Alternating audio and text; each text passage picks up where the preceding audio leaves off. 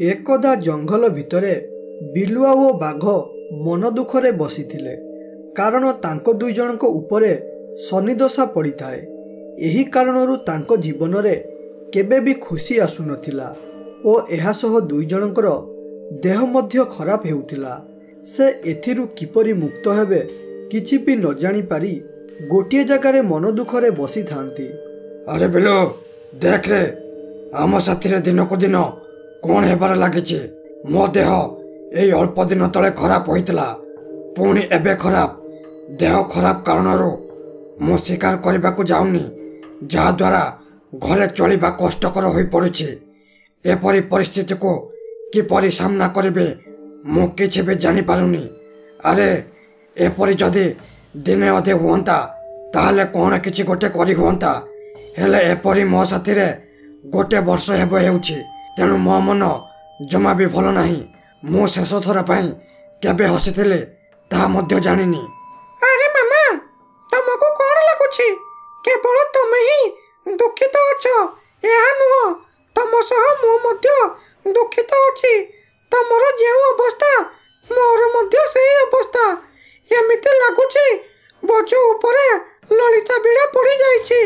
मो किछि भी खाद्य जोगाड़ न करि परिबा कारणरू मो स्त्री समस्त खाद्य जोगाड़ करुछि जहा द्वारा मते मो स्त्री को मुह देखेबाकू इच्छा हेउनी। ताकू राणी करी रखिबी बोली कहि बा होइतिली हेले जीवन रे ताकू टिके खुशी देई पारुनी। तम परे मो मध्य शेष थर पई केबे हसितिली तार किछि अतापता नाही। हे भगवान तुमे केउठी अछो कुआडे अछो दया करी हम समस्यार समाधान करो प्रभु। दुई जण एपरी कथा हेउथिबा बेले सेई बाट देई गोटिए बाबा जाउथिले। से ए दुई जनकू देखि तांकर दुख विषय जानि पारिले तेणु से तांको पाखरे रही कहिले, अरे ए बाघ ओ बिलुआ मु जानिछि तम जीवन रे बहुत दुख चलीछि कारण तुम उपरे एबे शनिको कोप पड़िछि। माने तम उपरे शनि दशा पड़िछि जेउथि पई तुमर सबु बेले देह खराब हेबा सह घरे केबे भी खुशी आसुनी। ओ मने रख जेते पर्यंत तमे ए शनि दशा को भल न करिछ सेते पर्यंत तमे एपरी दुखरे रहिबो ओ केबे भी जीवन रे सुखी होई पारिबो नाही। तेणु ए शनि दशा को काटिबाकू शीघ्र चेष्टा कर। अरे बाबा तमे आम दुई जनकर दुख जानि पारिल आम पाखरे आसे आमर दुखर कारण कहल जाहाको शुणी आमको टिके आराम मिलिला। अरे बाबा तमे आम विषय जहा भी कहल सब सत कथा। आमे दुई जन पाखापाखि गोटे वर्ष हेब एपरी दुख कष्ट चलुचु।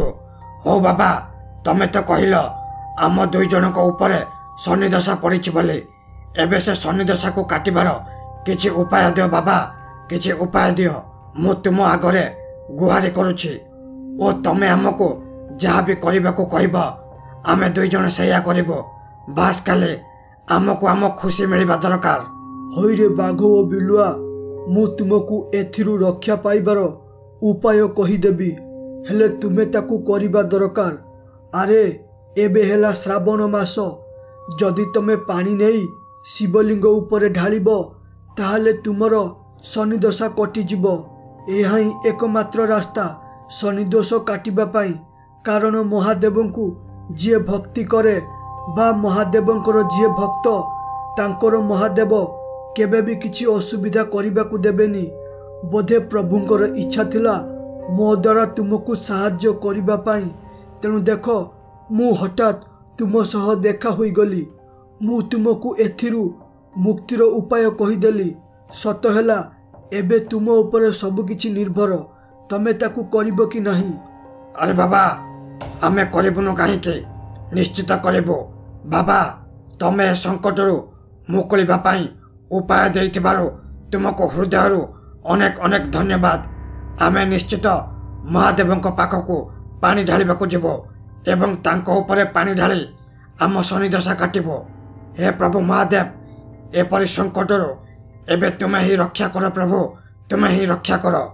बाघ एतिकी कहिबा परे बाबा सेठारू पळाइले ଏବଂ ବାବା ଗଲା ପରେ ବିଲୁଆ ବାଘକୁ କହିଲା, ହଇଆ ମାମା, ତମେ ବାବାଙ୍କ ଠାରୁ ଖାଲି ବୁଝିଦେଲ ପାଣି ନେଇ ଢାଳିବା କଥା, ହେଲେ ଏଥିରେ ନୀତି ନିୟମ କଣ ଓ କିପରି ନେଇକି ଯିବା, ସାଙ୍ଗରେ କଣ ନେବା ଓ କଣ ଖାଇବା, କାହିଁ ତା ବିଷୟରେ କିଛି ପଚାରିଲ ନାହିଁ।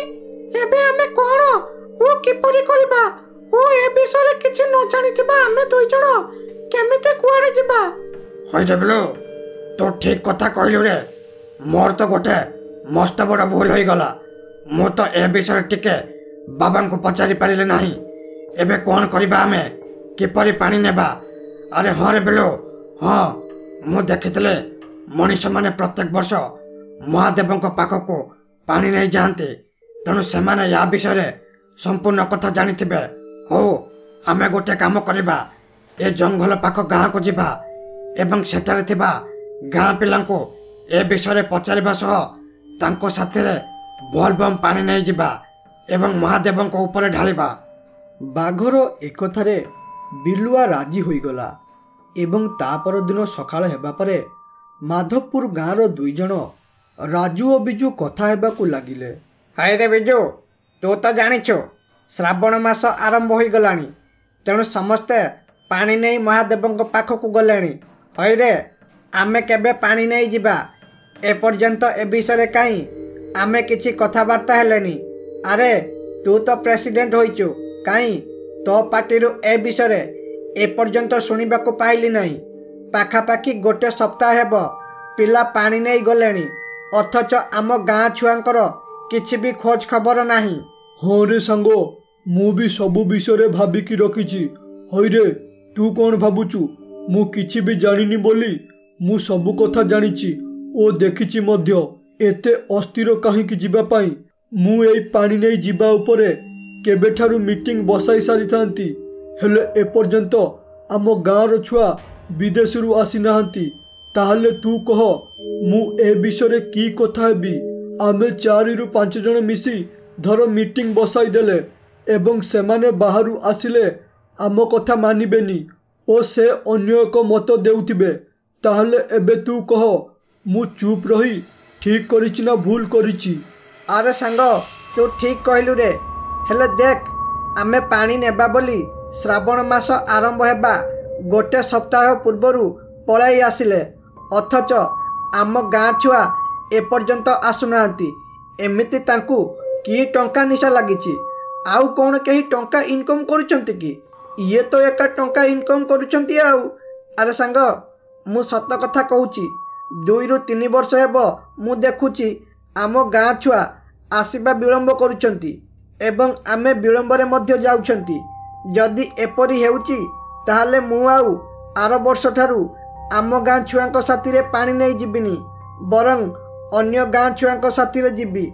ଗୋଟେ ବର୍ଷ ଏଇ ବିଳମ୍ବ କରିବା କାରଣରୁ ବନ୍ୟା ଆସିଗଲା। ଯଦି ଏ ବର୍ଷ ସେଇ ବନ୍ୟା ହୁଏ ନା, ତାହେଲେ ବହୁତ ହଇରାଣ ହେବା। ଏସବୁକୁ ଆଖିରେ ରଖି ବେଣୁସୁ ଯିବା କଥା। ହଉ ଛାଡ଼ ସାଙ୍ଗ ସେ କଥା, ତୁ ଆଉ ରାଗ ନା। ରାଗିଲେ କିଛି ବି ହେବନି। ଦିନେ ମୁଁ ମଧ୍ୟ ଏପରି ରାଗୁଥିଲି, ହେଲେ ଧୀରେ ଧୀରେ ଆଡ଼ଜଷ୍ଟ କରିବା ଶିଖିଗଲି। ସେମାନେ ହେଲେ ଆମ ଗାଁ ଛୁଆ। ଦେ ଛାଡ଼, ଆମ ଭାଇ ବୋଲି ଭାବି ତାଙ୍କୁ କ୍ଷମା କରିଦେ। ଦେଖୁଛୁ ତ ସେ ଏପରି ବିଳମ୍ବରେ ଆସୁଛନ୍ତି। ଆମେ କେତେଥର କହିଲେଣି, ହେଲେ ସେ ଶୁଣୁନାହାନ୍ତି। ଏଥିରେ ଆମେ କ'ଣ କରିପାରିବା କହ? ମୁଁ ଚାହିଁଲେ ଏକଲା କ'ଣ ଯାଇପାରନ୍ତିନି ନା?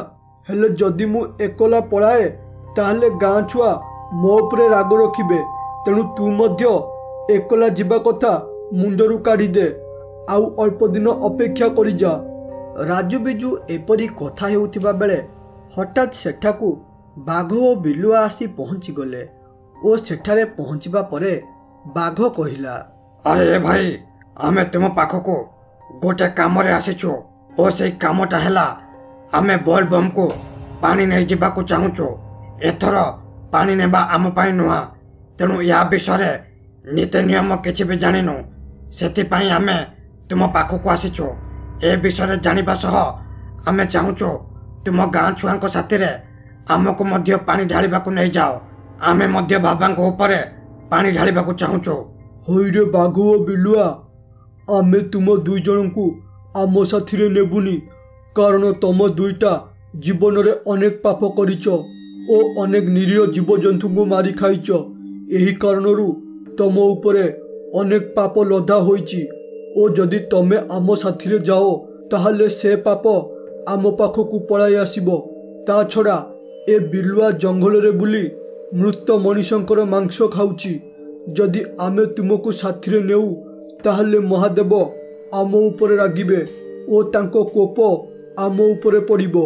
अरे भाई आमे मानुछो आमे अनेक पाप करिछु बोले एही पाप करितिबारो फल भोगुछु माने आमर एबे शनि दशा चलीछि ओ एथिरे मुक्ति पाइबा पाई आमे पानी ढालिबाकू जिबाकू चाहुछु।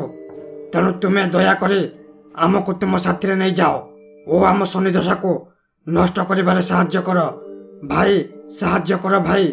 ओ यहाँ बदल रे तुमे जहा कहब आमे तुमको सैया देबाकू राजी अछु। हईरे बाघ तू मते लोभ देखाउछु लोभ। हईरे तोपरी मु बहुत देखिछि। मु तो जिनिस उपरे कौनसी प्रकार आशा नहीं तेणु मु थरे मना कली तुम दुईटा को आम साथी नेबुनी माने नेबुनी। एईटा हैला मोर शेष निष्पत्ति। मो कथा मानी यथा संभव एठारु पलाओ नहले आम गाँ लोक को डाकिबी से तुमको पिटिबे। राजू ठारू एहा सुनिबा परे से दुई जण सेठारु पलाई आसिले जंगल को एवं जंगल रे पहुंचीबा परे बाघ कहिला हईरे ब्लो मु मस्त बड़ भूल करदेली जेउथि पई आज आमे एते हैरान हेउचंती। जदि मु सेतेबेले बाबा को ए विषय समस्त कथा पचारि थांती ताहले आज ए दिन देखा पड़ी न था। हो छाड़ बिलो जहा तो हेबा कथा होई गलानी एबे हम हाथ रे आउ किछि भी उपाय नहीं। तेणु चल आमे दुई जण मिसे पानी नहीं जिबा यार नीति नियम बाटरे जाउथिबा केउ लोकन को पचारि देबा। बाघ ठारू एकता सुनी बिलुआ राजी होईगला एवं ता परदिन सकाळ हेबा परे पानी धरी महादेवंक पाखकू बाहरी पड़िले। से तांको जीवन रे प्रथम थर एपरी काम करिबाकू जाउथिबारु हृदयरु बहुत उत्साहित थिले। हेले ए प्रथम थर महादेवंक पाखकू जिबा बाटरे एते बड़ विपद आसीबो बोली से केबे भी भाबी नथिले। माने से प्रथम थर मंदिर को जाउथिबारु बाट देखि नथिले। एही कारणरू बाट बणा होई एक घंच जंगल भितरे पसी गले एवं मंदिर खोजी खोजी जंगलर बहुत भितर को पलाइले जे बाहरिबार बाट पाइले नाही। एवं धीरे धीरे समय गड़ी राति होईगला एवं राति हेबा परे एमाने एणे तेणे बुलुथिबा बेले हठात तांको सामना को गोटे भूत पलाई आसिला। भूत को देखी दुई जण रही गले ओ तापरे डर डर होई बिलुआ कहिला अरे ए भूत भाई दया करी हम दुई जण को छाड़ी दे। आमे महादेवंक पाखकू पानी नहीं जाउथलो हेले भूल रे बाट बणा होई एठाको पलाई आसिलो जहा द्वारा तो सामना रे पड़ी गलु। दया करी हमको छाड़ी दे आमे आउ केबे भी एठाको आसीबो नाहु। एहा सुनी भूत हसी हसी कहिला हईरे मूर्ख बाघ हो बिलुआ तुमे दुईटा कौन भाबिल तुमे एपरी मते दुख भरा गप कहब ओ मु तुम दुईटा को छाड़ी देबे बोली। जदि एपरी भाबुच ताहले मने रख यह कदापि संभव नुह। मु कदापि तुम दुईटा को छाड़बी नहीं। मु बहुत दिन परे आज एपरी मांस खाइबाकू पाइछि तेणु तुम दुईटा को खाइकी छाड़बी। भूत ठारू एकता सुनी दुहे डरी गले एवं डरी डरी बिलुआ प्रभु महादेव को डाकिला हे प्रभु महादेव हमर रक्षा कर प्रभु हमर रक्षा कर। आमे दुई जण तुम पाखकू पानी ढालिबाकू आसीथिलु हेले बाट बणा होई ए भूत सामने रे पड़ी गलु जहा द्वारा ए भूत हमको मारिबाकू कहूची। तेणु किछि गोटे करी बंचाओ प्रभु नहले आजी तुम भक्त मरि जिबे। रक्षा कर प्रभु रक्षा कर। बिलुआ एपरी भगवान को मने मने डाकिबा परे हठात आकाशरू गोटिए आलोक आसिला एवं तापरे भूत देहरे बाजिला जहा द्वारा भूतटी सेठी मरीगला। ओ भूत मरिबा परे प्रभु महादेव सेठारे प्रकट होई कहिले हईरे मोर भक्त बाघ ओ बिलुआ मु आजी तुम भक्ति रे प्रसन्न। तुम भक्ति पाई तुमको दुनिया ସର୍ବଦା ମନେ ରଖିବ, ମୁଁ ତୁମ ଭକ୍ତିରେ ପ୍ରସନ୍ନ ହୋଇ ତୁମଠାରେ ଲାଗିଥିବା ଶନିଦଶାକୁ ଠିକ୍ କରିଦେଉଛି। ଆଜିଠାରୁ ତୁମେ ଦୁଇଜଣ ବହୁତ ଖୁସିରେ ବଞ୍ଚିବ। ଏପରି ଭାବେ ବାଘ ଓ ବିଲୁଆର ଭକ୍ତି ପାଇଁ ମହାଦେବ ତାଙ୍କୁ ଦେଖାଦେଲେ ଏବଂ ଆଶୀର୍ବାଦ ମଧ୍ୟ କଲେ।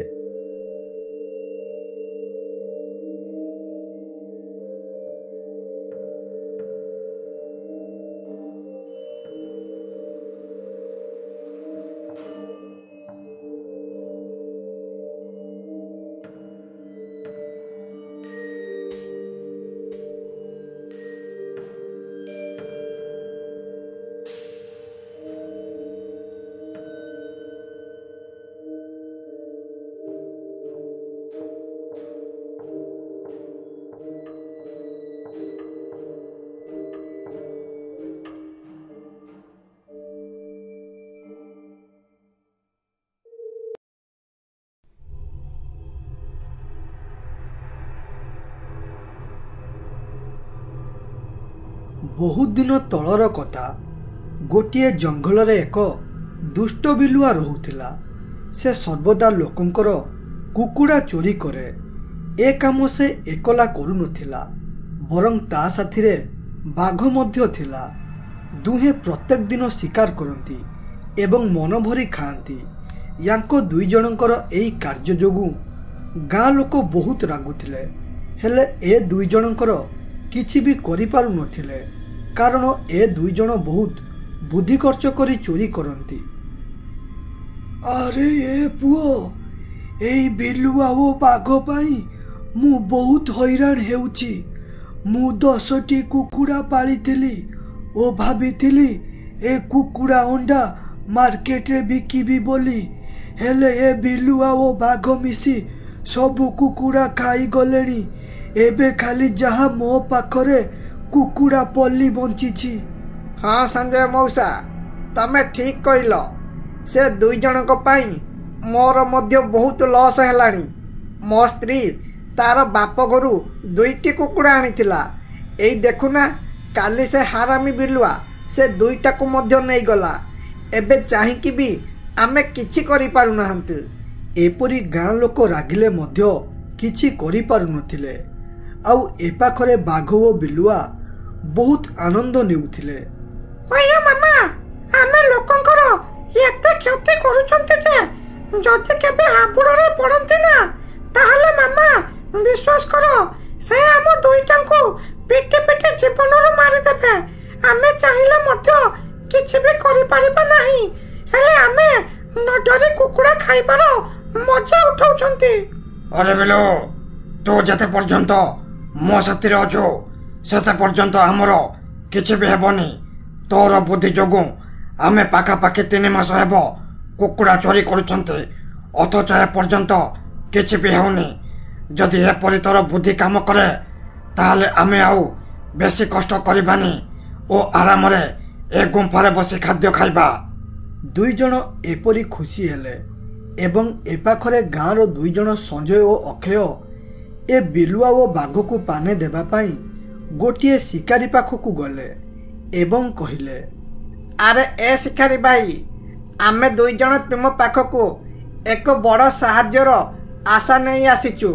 ତୁମେ ହିଁ କେବଳ ଆମ ସମସ୍ୟାର ସମାଧାନ କରିପାରିବ। ଓ ସେ ସାହାଯ୍ୟ ହେଲା, ଆମ ଗାଁରେ ଗୋଟିଏ ବାଘ ଓ ବିଲୁଆ ଆସି ସବୁ କୁକୁଡ଼ାକୁ ନେଇ ମାରୁଛନ୍ତି ଏବଂ ତାଙ୍କର ଚାହିଁଲେ ମଧ୍ୟ ଆମେ କିଛି ବି କରିପାରୁନୁ। ତେଣୁ ତମେ କିଛି ଗୋଟେ କରି ସେ 2 ଜଣଙ୍କୁ ଧରି ଆମକୁ ଦିଅ। ୟା ବଦଳରେ ତମେ ଆମକୁ ଯେତେ ଟଙ୍କା କହିବ ଆମେ ଦେବାକୁ ରାଜି।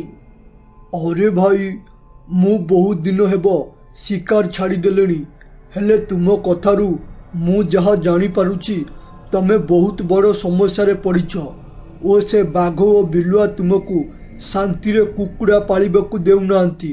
ତେଣୁ ତୁମେ ଜମା ବି ଚିନ୍ତା କର ନା, ମୁଁ ନିଶ୍ଚିତ ତୁମର ସାହାଯ୍ୟ କରିବି ଓ ସେ ବାଘ ଓ ବିଲୁଆକୁ ଧରିକି ଦେବି। ବାସ୍ ଏ ବିଷୟରେ କାହାକୁ ବି କହିବନି, କାରଣ ଯଦି ଏ ବିଷୟରେ ବାଘ ଓ ବିଲୁଆ ଜାଣିବେ ତାହେଲେ ସେ ତୁମ ଗାଁକୁ ଆସିବେନି ଓ ବସାଇଥିବା ଫାଶରେ ପଡ଼ିବେନି। ତେଣୁ ଏକଥା ପ୍ରତି ଟିକେ ବିଶେଷ ସତର୍କତା ରଖିବ। ଶିକାରୀ ଏପରି ତାଙ୍କୁ ବୁଝାଇକି କହିଲା ଏବଂ ତା ପରଦିନ ସକାଳ ହେବା ପରେ ଶିକାରୀ ତାର କାମରେ ଲାଗି ପଡ଼ିଲା। ମାନେ ଫାଶ ବସାଇ ଦେଇ ଗୋଟିଏ ଜାଗାରେ ଲୁଚି ରହି କହିଲା, ହଉ ରୁହରେ ବାଘ ଓ ବିଲୁଆ, ମୁଁ ବି ଦେଖିବି ତମେ ଦୁଇଟା ଆଜି କିପରି ମୋ ହାତରୁ ବଞ୍ଚୁଛ। ବିଲୁଆ ହୁଏତ ଜଙ୍ଗଲର ଚାଲାକ ପ୍ରାଣୀ ହୋଇପାରେ, ହେଲେ ସେ କେବେ ମୋ ହାବୁଡ଼ରେ ପଡ଼ିନି। ମୁଁ ମୋ ଜୀବନରେ ବହୁତ ବିଲୁଆ ଓ ବାଘକୁ ମାରି ତାଙ୍କ ହାଡ଼ ବିକିଛି ଓ ଇଏ ଏମିତି କି ବିଲୁଆ କି ଆଜି ଖାଲି ସେ ଆସୁ, ଆଜି ତାର ଦିନକୁ ମୋର ଦିନେ। ଶିକାରୀ ଏପରି କହି ଗୋଟିଏ ଜାଗାରେ ଲୁଚି ବିଲୁଆ ଏବଂ ବାଘର ଅପେକ୍ଷା କରିବାରେ ଲାଗିଲା। ଆଜି ଥିଲା ବିଲୁଆର କୁକୁଡ଼ା ଚୋରି କରିବାର ପାଳି। ତେଣୁ ସେ କୁକୁଡ଼ା ଚୋରି କରିବାକୁ ଆସୁଥିବା ବେଳେ ଦେଖିଲା ଗାଁକୁ ପଶିବା ପୂର୍ବରୁ ଗୋଟିଏ କୁକୁଡ଼ା ଥାଏ। ଏହା ଦେଖି ସେ ଖୁସି ହୋଇଗଲା। ଆରେ ବା, ଆଜି ମୁଁ ଗାଁ ଭିତରକୁ ପଶିବା ପୂର୍ବରୁ ଗୋଟିଏ କୁକୁଡ଼ା ପାଇଗଲି। ଏବେ ମୋତେ ଆଉ ଗାଁ ଭିତରକୁ ଯିବାକୁ ପଡ଼ିବନି ଏବଂ ଏଇଠାରୁ ନେଇକି ପଳାଇବି। ଲାଗୁଛି ଆଜି ମୋ ଭାଗ୍ୟରେ ପରିଶ୍ରମ ଲେଖା ନାହିଁ। ହେଲେ ଏ କଥାଟା ମୋତେ କାହିଁ ଟିକେ ଗଡ଼ବଡ଼ ଲାଗୁଛି। ମାନେ ମୁଁ ଏତେ ଦିନ ହେବ କୁକୁଡ଼ା ଚୋରି କଲିନି, ହେଲେ ଏପର୍ଯ୍ୟନ୍ତ କୁକୁଡ଼ାକୁ ଏପରି ବୁଲୁଥିବାର ଦେଖିନି। ଓ ଏହା ଛଡ଼ା ମୋ ଭୟରେ ସବୁ ମାଲିକ ତାଙ୍କ କୁକୁଡ଼ାକୁ ଘରେ ରଖୁଛନ୍ତି, ହେଲେ ଏବେ ଏଠାରେ କିପରି କୁକୁଡ଼ା ରହିଲା ମୋତେ ଏ କଥାଟା ଜମା ବି ହଜମ ହେଉନି। ତେଣୁ ମୋତେ ଟିକେ ଭଲରେ ଦେଖିବାକୁ ପଡ଼ିବ। କଥା କ'ଣ? ବିଲୁଆ ଏପରି କହି ସେଠାରୁ ଥାଇ କୁକୁଡ଼ାକୁ ଟିକିଏ ଭଲରେ ଦେଖିବାକୁ ଚେଷ୍ଟା କଲା ଓ କିଛି ସମୟ ଭଲରେ ଦେଖିବା ପରେ ଜାଣିପାରିଲା କିଏ ଏକ ଫାଶ ବସାଇଛି ତାକୁ ଧରିବା ପାଇଁ। ତେଣୁ ସେ କହିଲା, ଆରେ ଭାଇ ସାହେବ, ଏଠାରେ ତ ଚକ୍ରାନ୍ତ ଚାଲିଛି ମୋତେ ଫସାଇବା ପାଇଁ। ମାନେ ଏଠି କିଏ ଗୋଟିଏ ଫାଶ ବସାଇଛି ମୋତେ ଧରିବା ପାଇଁ। ମୁଁ ଯେମିତି ଏ କୁକୁଡ଼ାକୁ ଧରିଥାନ୍ତି ସଙ୍ଗେ ସଙ୍ଗେ ମୋର ବେଳ ଖରାପ ହୋଇଥାନ୍ତା। ଯାହା ହେଉ ମୁଁ ଠିକ ସମୟରେ ମୋର ବୁଦ୍ଧି ଖର୍ଚ୍ଚ କରି ରହିଗଲି, ନହେଲେ ଆଜି କ'ଣ ଯେ ହୋଇଥାନ୍ତା ତାହା କେହି ବି ଜାଣିନାହାନ୍ତି। ହଉ, ଏବେ ମୋତେ ଏଠାରୁ ଶୀଘ୍ର ପଳାଇବାକୁ ପଡ଼ିବ। ଏ ଜାଗାଟା ମୋତେ ଠିକ ଲାଗୁନି। ବିଲୁଆ ଏପରି କହି ସେଠାରୁ ପଳାଇଲା। ଏସବୁ ଦୃଶ୍ୟ ଶିକାରୀ ଲୁଚିକି ଦେଖୁଥିଲା। ସେ ଏହା ଦେଖି ବୁଝିଗଲା ଯେ ବିଲୁଆ ତା ଫାଶ ବିଷୟରେ ଜାଣିପାରିଲା। ତେଣୁ ସେ କହିଲା, ଧେତ୍ ତେରିକି, ଆରେ ଲାଗୁଛି ଏ ବିଲୁଆ ବୋଧେ ଏ ଫାଶ ବିଷୟରେ ଜାଣିପାରିଲା, ଯେଉଁଥିପାଇଁ ସେ ଏଠାରୁ ପଳାଇଲା। ମୁଁ ଯେତିକି ଭାବିଥିଲି ତାଠାରୁ ଏ ବିଲୁଆ ଆହୁରି ଅଧିକ ଚାଲାକ ବାହାରିଲା। ତେଣୁ ମୋତେ କିଛି ଗୋଟିଏ ଅନ୍ୟ ଉପାୟ ବାହାର କରି ଏ ବିଲୁଆକୁ ଧରିବାକୁ ପଡ଼ିବ, ଯେଉଁଥିରେ ବିଲୁଆ ସମ୍ପୂର୍ଣ୍ଣ ଫସିବ। ଏପରି ଫାଶ ବସାଇବା ଦ୍ୱାରା ସେ ଜାଣିପାରୁଛି, ଯାହାଦ୍ୱାରା ଧରା ପଡ଼ୁନାହିଁ। ଶିକାରୀ ଏପରି କହି ରହିଲା ଏବଂ ଏ ପାଖରେ ବିଲୁଆ ଆସି ବାଘ ପାଖରେ ପହଞ୍ଚିଗଲା। ବାଘ ଦେଖିଲା ବିଲୁଆ ହାତରେ କିଛି ବି ନେଇ ଆସିନି। ଏହା ଦେଖି କହିଲା, ହଇରେ ବିଲୁ, ଇଏ କ'ଣ? ତୁ ଆଜି ଖାଲି ହାତରେ ଫେରି ଆସିଲୁ? ଏତେ ଦିନ ହେବ ଆମେ ଦୁହେଁ ମିଶି ଶିକାର କଲେଣି, ହେଲେ ଆଜି ପର୍ଯ୍ୟନ୍ତ ତୁ ଏପରି ଖାଲି ହାତରେ ଫେରିନୁ। ହେଲେ ଆଜି କାହିଁକି ଫେରିଲୁ? କିରେ, ଆଜି ଧରା ପଡ଼ିଗଲୁ ନା ଗାଁରେ କୁକୁଡ଼ା ମିଳିଲା ନାହିଁ, ଯେଉଁଥିପାଇଁ ତୁ ଆଜି ଏତେ ମନ ଦୁଃଖ କରି ଖାଲି ହାତରେ ଫେରିଛୁ? କଥା କ'ଣ? ଆରେ ମାମା, କଥାଟା ପୁରା ସାଂଘାତିକ ହୋଇଗଲା। ମାନେ ମୁଁ ଆଜି ମୋର ବଞ୍ଚିକି ଆସିଛି। ଯଦି ଆଜି ମୁଁ ଉପଯୁକ୍ତ ସମୟରେ ମୋର ବୁଦ୍ଧି ଖର୍ଚ୍ଚ କରିନଥାନ୍ତି, ତାହେଲେ ହୁଏତ ଆଜି ମୁଁ ତୁମ ପାଖରେ ନଥାନ୍ତି। ସେ କଥା କ'ଣ କି ମାମା, ଆଜି ମୁଁ କୁକୁଡ଼ା ପାଇଁ ଗଲାବେଳେ ଦେଖିଲି ଗାଁ ରାସ୍ତାରେ କିଏ ଏକ ଫାଶ ବସାଇଥିଲା, ଯେଉଁଥିପାଇଁ ମୁଁ ଆଜି ଗାଁକୁ ଯାଇପାରିଲି ନାହିଁ। ମାମା, ଯିଏ ଫାଶ ବସାଇଥିଲା ସେ ମୋତେ ଦେଖିଥିବ, ତେଣୁ ସେ ନିଶ୍ଚିତ ମୋତେ ଧରିବା ପାଇଁ କିଛି ନୂତନ ଉପାୟ କରିବ। ତେଣୁ ଏଇ କିଛି ଦିନ ଆମେ ଆଉ ଗାଁକୁ କୁକୁଡ଼ା ଶିକାର କରିବାକୁ ଯିବାନି, ନହେଲେ ଆମର ବେଳ ଖରାପ ହୋଇଯିବ। ଆରେ କ'ଣ କହୁଛୁ ବିଲୁ? କିଏ ଆମକୁ ଧରିବା ପାଇଁ ଫାଶ ବସାଇଥିଲା? ଆରେ ଆଜି ମୋର ବେଳ ଭଲ ଥିବାରୁ ମୁଁ ବଞ୍ଚିଗଲି। ଯଦି ଆଜି ମୁଁ ତୋ ଜାଗାରେ ଥାନ୍ତେ ତାହେଲେ ହୁଏତ ଫାଶରେ ପଡ଼ିଥାନ୍ତି। ତୁ ବୋଲି ତୋ ବୁଦ୍ଧି ଖର୍ଚ୍ଚ କରି ବଞ୍ଚିଗଲୁ। हेलो बिलो आमे तो जदि कुकुड़ा शिकार न करिबा ताहले खाइबा कोन बंचिबा केमिति एसबु भाबिला बेलको मोर मुंड बुलाई देउछि। एबे तू कह कोन करिबा?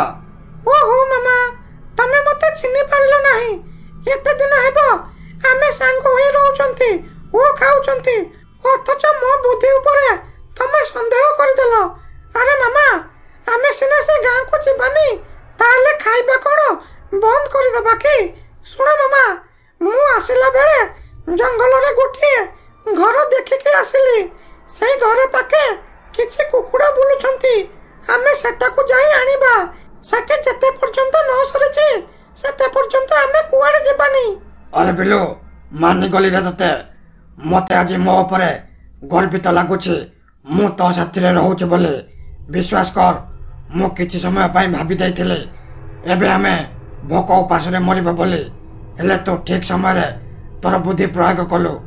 धन्य रे बिलो धन्य। एबे आमे गोटे नुआ जगारु शिकार करिबा। ओ या छड़ा जंगल रे गोटे घर माने सेठारे अति बेसी रे 2 ରୁ 3 जण रहउथिबे। आमे जेउठी गाँरु कुकुड़ा चोरी करुचंती सेठारे लोके हमको धरी पार नथिले। ओ ए गोटे घर लोक आमर कोन करिबे? बाघ एपरी कही खुशी ହେଲା ଓ ସେ ଭାବିଲା ଆରାମରେ ଏବେ ଗୋଟିଏ ଘରୁ କୁକୁଡ଼ା ଚୋରି କରିବ ବୋଲି। ହେଲେ ସେ ଜାଣିନଥିଲା ଏବେ ଅସଲ ବିପଦ ଆରମ୍ଭ ହେଲା ବୋଲି। ମାନେ ବିଲୁଆ ଜଙ୍ଗଲରେ ଯେଉଁ ଜାଗାରେ ଘର ଦେଖିକି ଆସିଥିଲା ପ୍ରକୃତର ସେ ଘର ହେଉଛି ଗୋଟିଏ ଭୂତର। ଆଉ ସେ କୁକୁଡ଼ାକୁ ଭୂତ ପାଳିଛି। ଏଥିରୁ ଅଜଣା ଥିବା ବାଘ ଓ ବିଲୁଆ କୁକୁଡ଼ା ଲାଳସାରେ ରହିଲେ ଏବଂ ତା ପରଦିନ ସକାଳ ହେବା ପରେ ବିଲୁଆ ଯାଇ ଭୂତର କୁକୁଡ଼ାକୁ ଚୋରି କରି ନେଇ ଆସିଲା। ବିଲୁଆ ଗଲା ପରେ ଭୂତ ସେଠାରେ ପ୍ରକଟ ହେଲା ଓ ଦେଖିଲା ତାର 4ଟି କୁକୁଡ଼ା ଥିଲା। ହେଲେ ଏବେ 3ଟି ସେ କୁକୁଡ଼ାକୁ ଭୂତ ପାଳିଛି। ଏଥିରୁ ଅଜଣା ଥିବା ବାଘ ଓ ବିଲୁଆ କୁକୁଡ଼ା ଲାଳସାରେ ରହିଲେ ଏବଂ ତା ପରଦିନ ସକାଳ ହେବା ପରେ ବିଲୁଆ ଯାଇ ଭୂତର କୁକୁଡ଼ାକୁ ଚୋରି କରି ନେଇ ଆସିଲା। ବିଲୁଆ ଗଲା ପରେ ଭୂତ ସେଠାରେ ପ୍ରକଟ ହେଲା ଓ ଦେଖିଲା ତାର 4ଟି କୁକୁଡ଼ା ଥିଲା। ହେଲେ ଏବେ 3ଟି କୁକୁଡ଼ା ଅଛି। ଏହା ଦେଖି ଭୂତ ଆଶ୍ଚର୍ଯ୍ୟ ହୋଇ କହିଲା, अरे ये कौन मोर 4टी कुकुड़ा थिला हेले एबे एठारे 3टी कुकुड़ा अछि। कथा कौन मो कुकुड़ा कुआडे जानती नहीं किंबा बाहर किछि खांती नहीं ताहले गले तो गले कुआडे ताकू आउ केही नहीं जाई नाहंती तो। आलो मालती कुआडे गलु? मालती मालती कुआडे गलु? शीघ्र एठाकू आस मते देखा दे। ଭୂତ ଏପରି ଡାକିବା ପରେ ତା କୁକୁଡ଼ା ଆସିଲା ନାହିଁ। ଏହା ଦେଖି ସେ ବହୁତ ଆଶ୍ଚର୍ଯ୍ୟ ହୋଇ କହିଲା, अरे बड़ आश्चर्य कथा। प्रथम कथा हेउचे मो कुकुड़ा कुआडे जानती नहीं। द्वितीय कथा हेउचे मो आवाज सुनिबा मात्रे कुकुड़ा जेउठी थिबे मो पाखको दौड़ी आसंते। हेले एते डाकिबा परे आसुनाहांती माने एतेरु मु निश्चित होई गली जे मो कुकुड़ा को किए चोरी करी नहिछे। हो रहरे पुआ जे भी मो कुकुड़ा को नहिछे से बंचिबो नाही। आज सिना मु नथिली बोले एठारु आसी मो कुकुड़ा चोरी करी नहीं गलो हेले काली नजर रखिबे किए नेउछि ओ तापरे तार बेଳ खराब करी देबे। ଭୂତ ଏପରି କହି ରାଗରେ ରହିଲା ଏବଂ ଏଠାରେ ବିଲୁଆ ଓ ବାଘ କୁକୁଡ଼ା ଖାଇସାରିବା ପରେ ବାଘ କହିଲା, अरे बिलो जा कह एते दिन हेब आमे 2 जण कुकुड़ा खाइलेनी हेले आज जो कुकुड़ाटा खाइले ता स्वाद स्वतंत्र अलगा।